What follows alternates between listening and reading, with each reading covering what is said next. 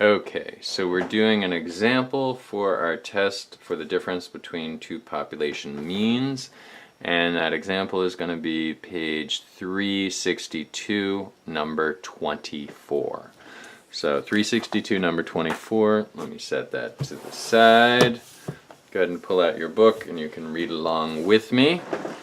So for number 24, in an agricultural study done to examine the impact of using new mixed pesticides on Canadian canola crop, the Canadian canola crop, a sample of 459 farms using a new pesticide mix and a sample of 295 farms using a conventional pesticide mix were randomly selected.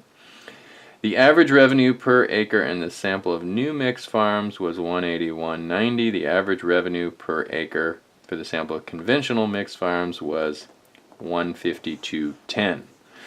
So we're getting more revenue when we use this new mix. Is that enough to say we have a statistically significant difference? And could we reject, suppose, a null hypothesis that there was no difference between them or that the old was even better?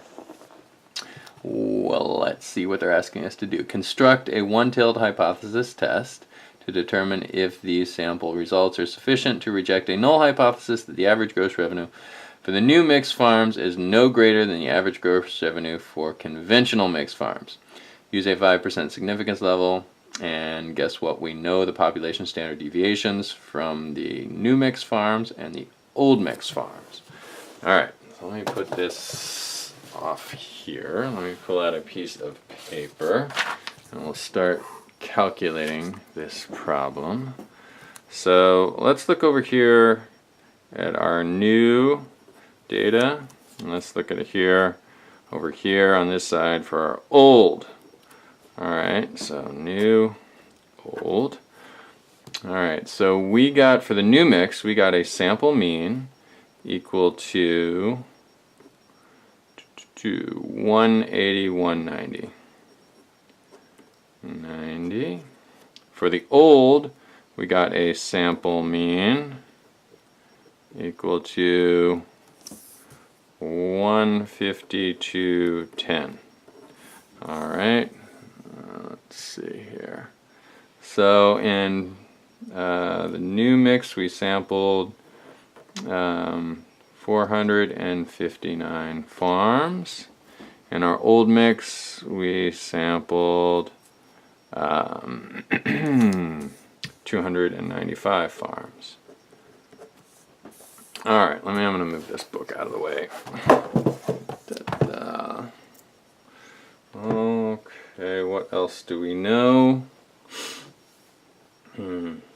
Fortunately for this one, we know population standard deviation, so that makes it just a little bit easier for us.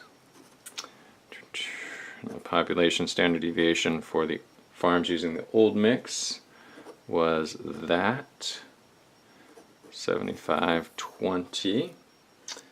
Alright, so let's set up our null and our alternative hypothesis. So they're telling us a one-tailed test. Okay, so we know it's a one-tailed test. To determine if these sample results are sufficient to reject a null hypothesis, the average gross revenue for new mixed farms is no greater than the average gross revenue for conventional. So this is going to be a tiny bit tricky. So what I want to do is I want to go back to slide 20 for one moment. We're going to look at these different options we have for setting up hypothesis testing. So we're looking at our one-tailed test options. Now, what we ultimately might be trying to prove is that the average revenue for the new mixed farms is greater than the average revenue for the old mixed farms. So let's look at this first column here. This mean 1 minus mean 2 is greater than 0. That might be what we're trying to ultimately prove with this new mix. So the revenue, average revenue for the new mix minus the average revenue for the old mix is greater than 0. All right, it's some number more than 0. It's positive, meaning that there's more revenue in the new generated from the new mix than the old mix. And it's definitely not negative. So let's make this our alternative hypothesis, and then let's make this our null hypothesis. This would be that the revenue from the new mix farms minus the revenue from the old mix farms would be less than or equal to 0. So it would be a negative number, meaning that the old mix is actually making more. And that's going to work with what we're instructed to do, because it's a one-tailed hypothesis test, to see if we can reject a null that the average gross revenue for new mix is no greater. All right? So it's no greater. So it's either equal to or less than. That is our null hypothesis. No greater.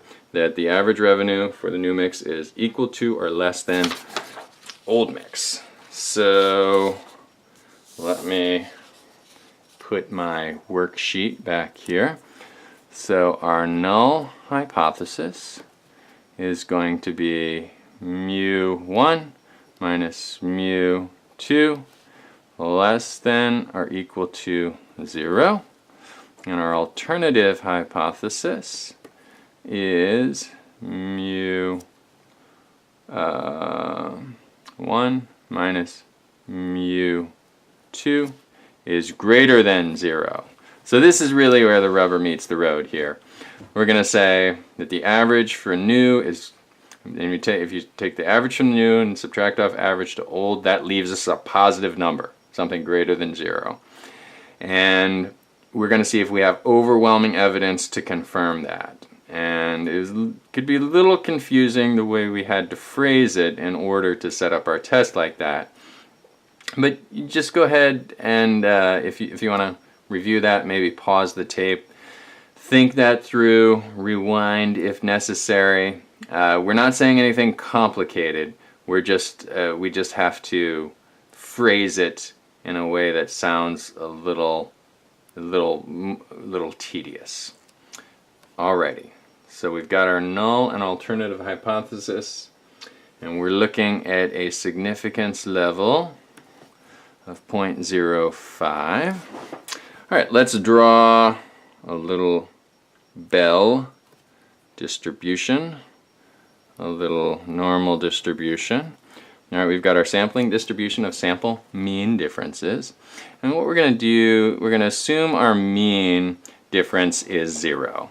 Alright, so our mean 1 minus mean 2, we're going to do the equals part 0 here. And we're going to say it's equal to 0. And I know this is confusing. We're saying this is equal to 0, and here we're doing a greater than, less than. But just for purposes of analyzing this graph, we're going to say this equals 0. And if it is less than 0, we are not going to worry.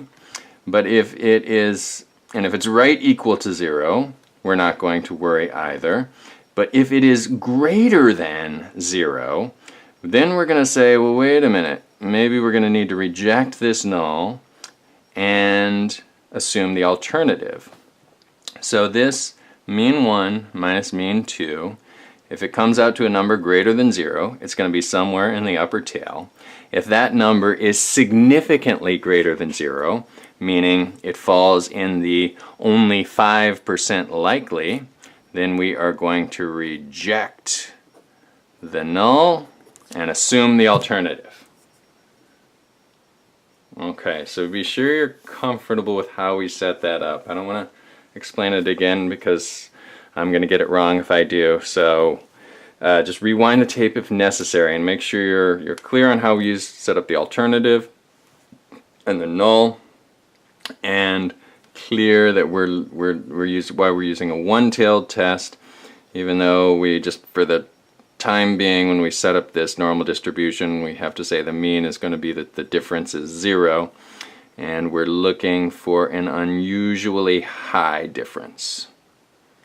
Okay, so we need a critical value for this, 5%. All right, the cutoff that separates the upper 5% from The bottom 95% is a z of 1.65. Good, we've got that. So let's find our test statistic. In order to find our test statistic, the key thing we're going to need is the standard deviation of the sampling distribution of sample mean differences. And we learned that, I think, a couple classes ago. So standard deviation, not S, standard deviation, mean 1 minus sample mean 2 equals. All right, so I believe it's going to be the 83.4 squared divided by sample size 459 plus 75.2 squared divided by the sample size of that. And we're going to square root that whole thing. Okay, so we've got standard deviation population 1 squared divided by sample size population 1, standard deviation sample 2 squared divided by divided by sample size population 2, square root the whole thing. All right, and then that's going to get us one step closer to our test statistic. So let me crunch that. All right, 83.4 squared 459 divided by 75.2 squared 295 divided by plus square root that whole thing.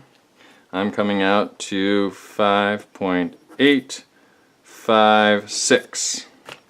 All right, now I'm going to store that number in my calculator because I'm going to use that for a calculation in a moment. Store 1, enter. All right, so to calculate the test statistic, the z stat, I need to, so I need to calculate the mean difference that I found. So 181.9 minus 152.1. All right, that. And then we're doing minus 0. So we're saying this doesn't have to be 0. It could be 5. We could say, well, let's test to see whether the difference is 5. But right now we're just testing to see if the difference is 0. So we're subtracting 0 from that. And we're going to divide by our standard error, 0.856. We'll see what this comes out to. So 181.9, enter, 152.1 minus, recall that number, divided by, okay, jeepers creepers, that comes out to 5.086. Okay, good God. So that is 5 standard deviations above the mean. Okay, so that is off the charts. So if we look at the z distribution, it only goes up to 3. So we know that this is an extremely significant, extremely unlikely, under the assumption of no difference, test statistic. So our critical value was 1.65, and the value we actually got, right here, 1.65, and the value we actually got was 5.09. Whoa, jeepers. All right, so we're going to reject for sure. Now, if we wanted the p-value here for this, as I said, this 5.09 is off the charts. So let's look at it, the highest, excuse me, let's look at the highest one we have. Oh gosh.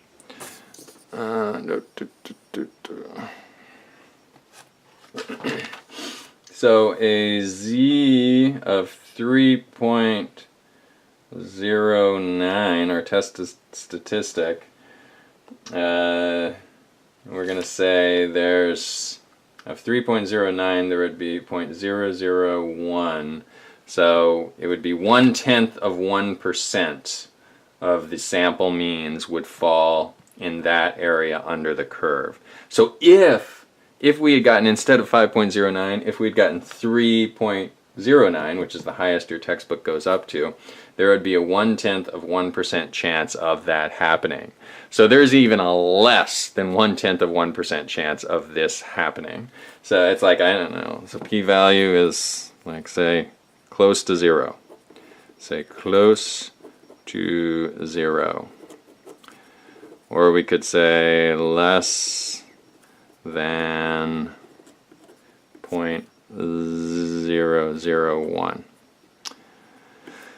Okay, so for that reason we're going to reject, because remember our threshold was 5%, and we have a percentage of this happening extremely close to 0. Now it's not 0, there is a possibility that there could be in reality no difference between the new revenue and the old revenue if we sample the whole population.